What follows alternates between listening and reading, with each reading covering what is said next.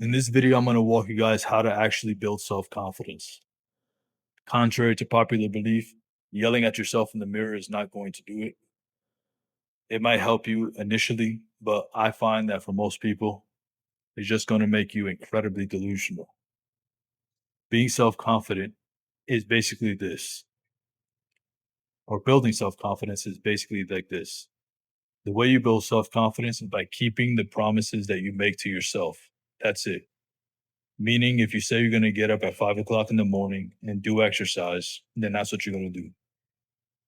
If you say that you're going to save 20% of your income every month and you do it, then that's how you build self confidence. Let me put it to you this way. Imagine you're a third person view and you're like looking down on yourself, and there's two people. One person, or actually, let's say they're both you. One person, when he says he's going to do something, he just does it.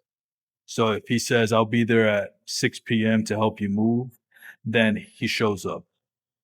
If the other person says that they're going to do something and they don't show up, you won't trust that person, right? The same thing applies to yourself. If you keep making promises to yourself and not keeping them, you're not going to be self confident. Self confidence comes through keeping the promises that you make to yourself, like I said. And you start by doing that in small ways. Don't make big claims that you can't keep. So, for instance, if you want to, like I said earlier, get up and work out at 5 o'clock in the morning, and let's say you originally wanted to do a 2 hour workout, just don't do that. Just wake up and say, I'm going to wake up, say at 6 a.m. If you normally wake up at 6:30, let's say you just wake up 30 minutes earlier so you can get a workout in.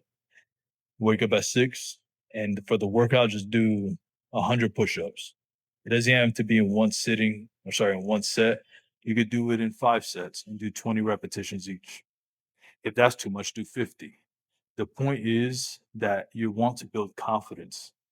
You don't want to like be the Terminator, basically. You want to do something that you can stay consistent with and then slowly and gradually increase the difficulty.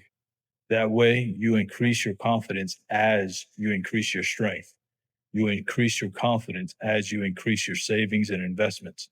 You increase your confidence as you improve your career.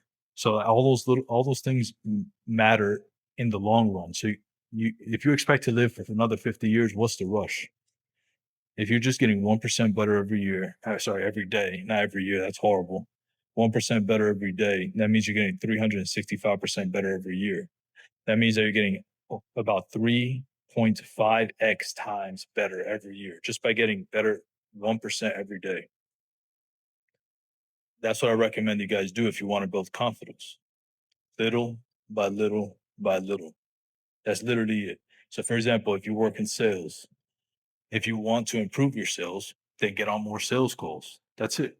You want to be more confident in your ability to close a deal, then do that by just getting one more sales call.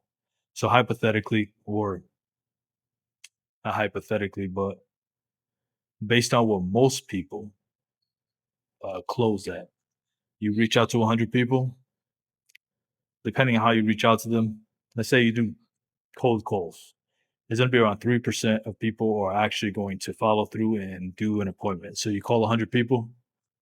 Actually, no, 100 people pick up. So you call 300 people, 100 people pick up, and 3% of those people actually do get on a call with you to hear your demo, to hear your sales pitch.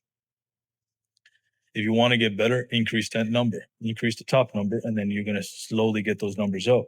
You're going to be more confident. I find that after around 60, 50 to 60, uh, I'm going to call them conversions. I'm big into like sales and metrics and KPIs. So those are I'll use those terminologies. So your conversion is going to be calls. So you want to optimize for calls. So what you do, you increase the amount of people you call. So let's say you want to increase by extra sale or extra call, do 700, or sorry, not 700, 400 calls. So that way you can get on the phone with 150 people. And then 3% of those people get on a call with you. You're going to get more calls that way. And obviously, you continue to do that over the course of, I don't know, 2, 3 months, and you're going to be significantly more confident in your ability to close a deal because you've done so many of them. At this point, I've probably done well over 8 to 900 sales calls already.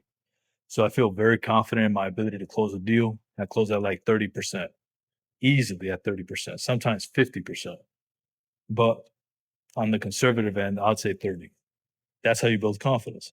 Let's say you want to build confidence in your career. Let's say you work in, I don't know, cybersecurity. You're gonna get your I don't even know what it's called. It's like something plus. But basically you get your cybersecurity certificate, and in every 3 months you get a new certificate. Just constantly improve your resume, if you had to call it that, or your ability to make in your ability to improve in that field by getting different certifications, by going through different courses. Never stop learning, never stop improving. And if you do that, it's literally impossible for you not to be confident in your abilities to do X specifically. And I find that once you trust yourself enough to improve in different areas of life, you start to believe that you can actually do it in any area of life. So if you want to get better in your ability to play the guitar, go from playing 10 minutes a day to playing 30 minutes a day to playing 60 minutes a day, little by little. And then you'll become more confident in your ability to play the guitar. Another thing I want to mention is your confidence comes through competence, not delusion. So you have to be able to do something with your confidence and show proof that you're good at it.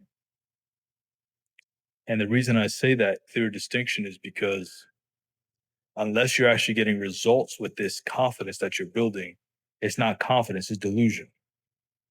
So I'll use the perfect example I used in my last video. If you're a guy and you think that you're able to fight just because you're confident, or because if you get angry enough, you're going to be able to do it. Trust me when I tell you that confidence, go into a boxing gym, go into an MMA gym, that confidence is going to go straight out the window because it's not rooted in reality. Reality tells us that there are consequences when you're not honest with yourself. So the same thing goes for your confidence. You have to actually have substance behind your confidence.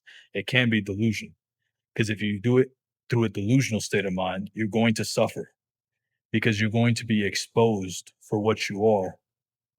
And that's a delusional person. You don't want to do that. You want to make sure that you put yourself in a position so that if that confidence ever gets tested, that you come out on top. That's confidence. So it comes through repetition, doing something so many times that it becomes second nature. So you don't have to think about it anymore. It's just something that happens as a byproduct of your preparation. Imagine, I'll give you another perfect example. Imagine somebody just threw you into a manual car and you don't know how to drive manual cars. Do you think that your confidence or delusion is going to be useful in that scenario?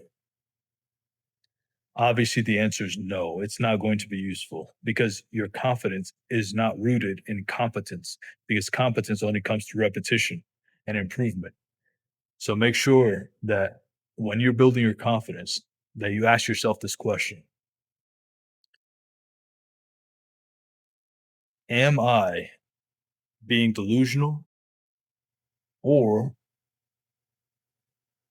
is my confidence rooted in the fact that I've done this over 1,000 times already? Like I said earlier, confidence is keeping the promises that you make to yourself. The more you do that, the more confident you're going to be. If you want to learn more about this topic and how you can implement it in a practical way on a daily basis, click the link down below. Join my school. It's free for the first 50 people, and then we're going to start increasing the price from there. So if you want to learn more about this, fitness, women, money, faith, then drop click that link down below and join the school now that is free. Other than that, I hope you guys have a good rest of your day, and I'll see you in the next video.